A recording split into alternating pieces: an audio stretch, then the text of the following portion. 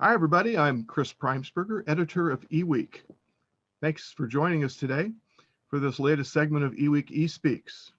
It's a series of conversations with IT thought leaders from all different sectors of the business.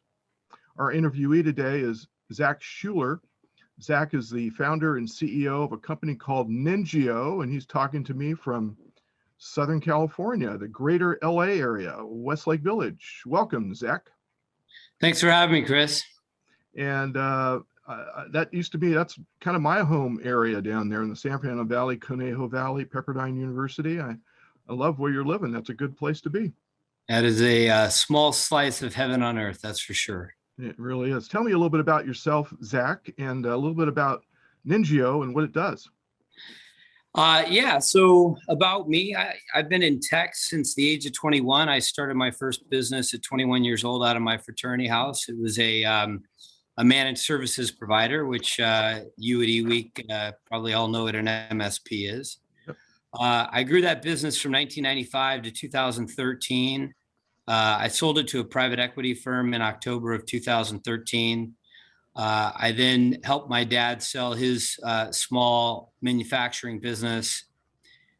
Went through probably a 6-month, pretty rough period of like, what am I going to do next? And I was reading an article in a trade publication that kind of talked about the horrific state of security awareness training.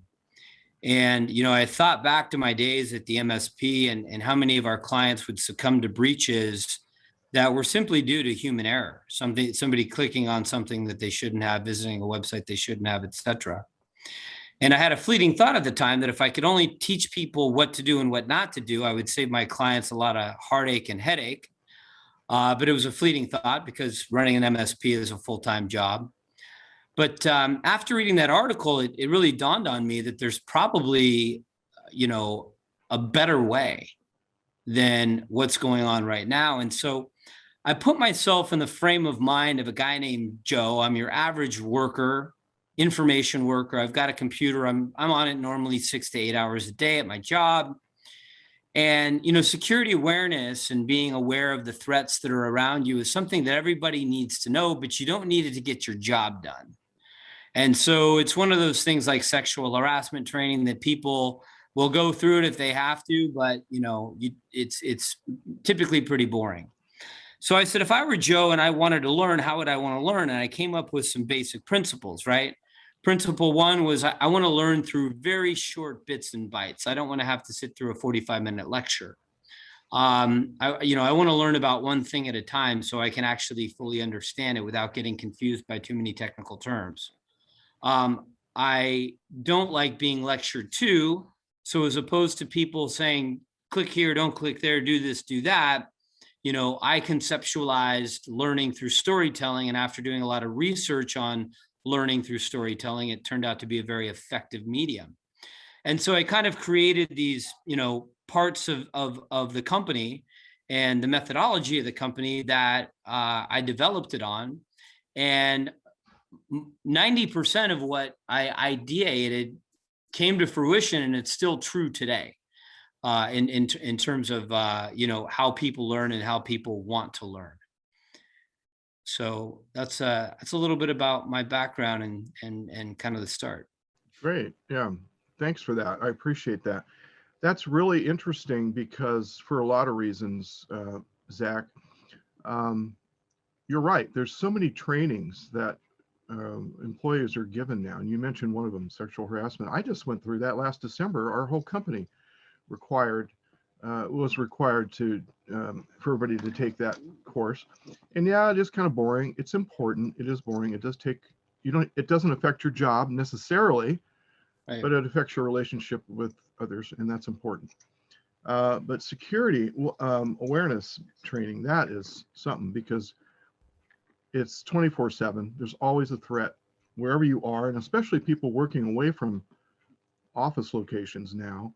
At That's home, right, at Starbucks, at the park, on the the bus bench, or wherever you're working. They introduces so many other attack planes, so to speak. What is in your mind so far the hardest facet of all this for people to to learn and get down to a routine? What about it? What is it? So, I mean, the biggest challenge in the security awareness industry is engagement. And it's actually getting people to consume the information, and even more so to retain the information that they've consumed. And that is a major hurdle for every security awareness company. So I would say that's a bigger hurdle than any one particular threat or any one particular breach, is getting them to retain the information that they've learned, right?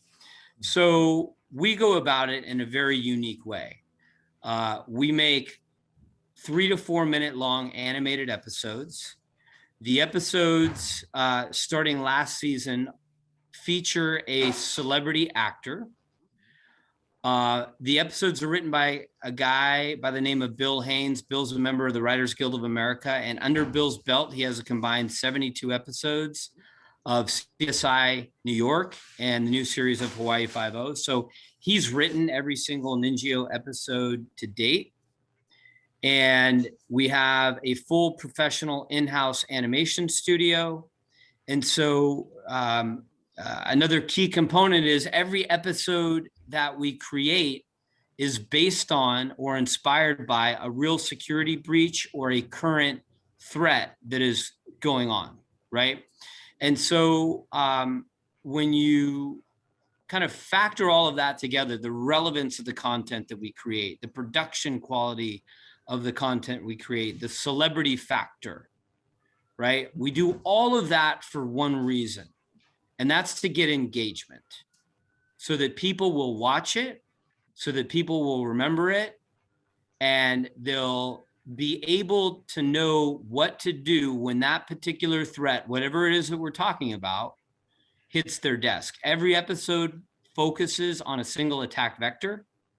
We have 64 episodes now to date. As I said, we do one every month based on the latest breach. If you ask me, you say, Zach, what are you covering in 2 months from now? I'll say, I don't know. I'm waiting for the next shoe to drop, right? So last week we heard about the Facebook breach. Guess what? That's June's episode, right? And so, I mean, that's essentially how we operate. We're almost journalistic in that standpoint. And the big benefit there over your traditional death by PowerPoint, or even maybe like well-crafted, well-created security awareness content, is the fact that we're covering stuff that's hitting people right now, as opposed to watching a training in security awareness that was developed a year ago that might have talked about the threats of a year ago. Some of those are still, true. The overall premise is still there, but we'll get into some idiosyncrasies of some of the newer threats that are hitting people. Okay. Oh, great. So very topical. Excellent. We have just a couple minutes left already. I can't believe it's gone this fast, but that whole animation studio, you've got a writer doing this. You've got a lot of episodes talking about different kinds of breaches and what to do in those situations. How is NINJIO distributed? Is it a SaaS service that you subscribe to, or how does that work? It's distributed in 2 different ways. You hit the nail on the head the first way.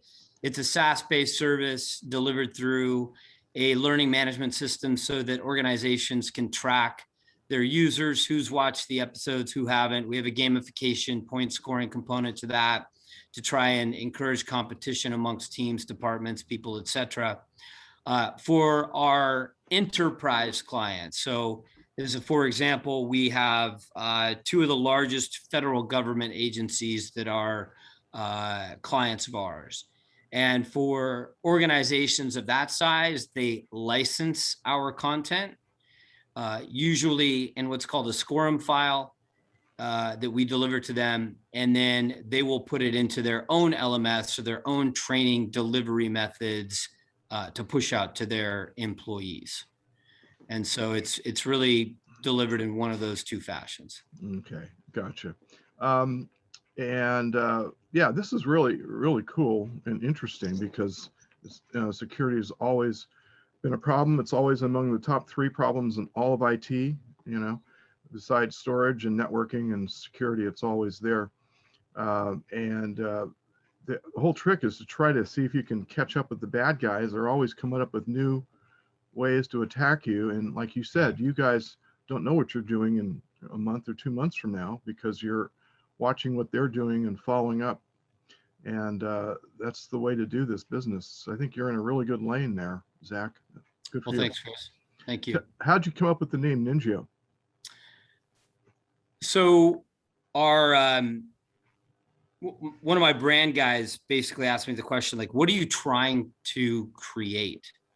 And I said, I'm trying to create security ninjas out of people. And what does a ninja have? They are very highly disciplined and they are the master of their craft, right? They're agile too, right?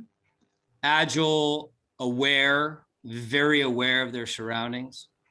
And so I said, that's what I'm trying to create. And this is back, 5.5 years ago, almost 6 years ago now, when we had the idea. And the .io domain was very popular. Washio, thisio, thatio. That domain was very popular. So it just popped into my head, NINJIO, NINJ.io, a play off of the word ninja. There you go. Unfortunately, I was not able to secure that domain, so we ended up becoming NINJIO.com, but I love the name so much that we kept it. Okay, good stuff. Congratulations on this. Zach, my hat's off to anybody who can start a company. So I know how hard it is.